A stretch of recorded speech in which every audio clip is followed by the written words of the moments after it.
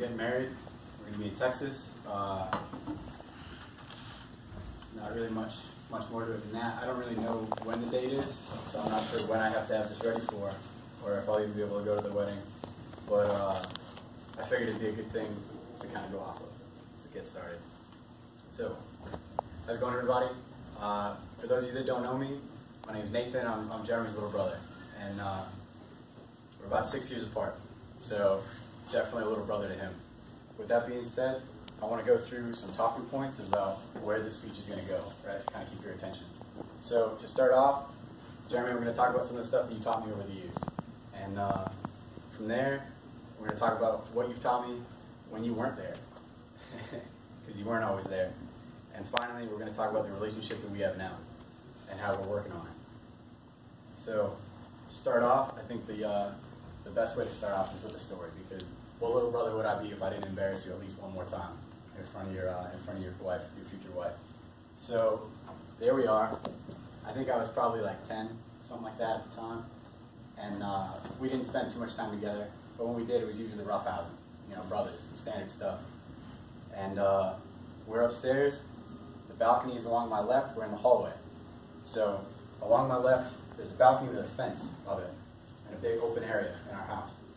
And he's at one end of the hallway, and I'm at the other. And he's got my mother's exercise ball, and he's throwing it to me, and I'm headbutting it back to him. And I'm, a short little me, and I'm just slamming my head into this thing, and we're having fun, and I'm laughing and giggling, because we're having a great time. We usually don't do this sort of thing.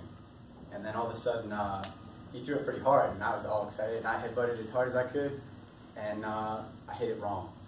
I hit it in the wrong direction, and it went over the fence. It went over the railing. And what's on the other side of the railing?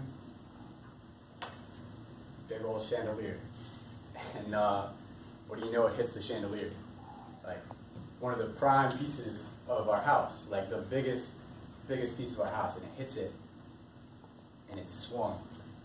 I'll never forget how it swung, and I know you remember how it swung, because it just, the whole thing, this huge glass chandelier was swinging, and as it swung, one single piece fell off, and it hit the ground probably about the same time our mouths hit the ground. And we didn't know what to do. And to be honest with you, that time in between when that piece of glass broke till when my dad got home, I don't remember at all. That's just a blur to me. But I'm sure I was freaking out, and I'm sure he was too, because he was supposed to be in charge. Being 6 years older than me, he was kind of the one responsible.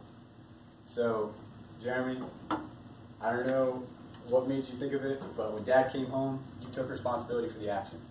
He just immediately was yelling at you because you were the one that was in the wrong. You were supposed to be in charge, and you weren't going to say anything about me being wrong, because I was there too. I was part of my fault, and something inside me made the decision to tell Dad that it was my fault too. And I don't know why I did that, but I think it was because I felt as though I deserved part of the blame too. You were going to take it all,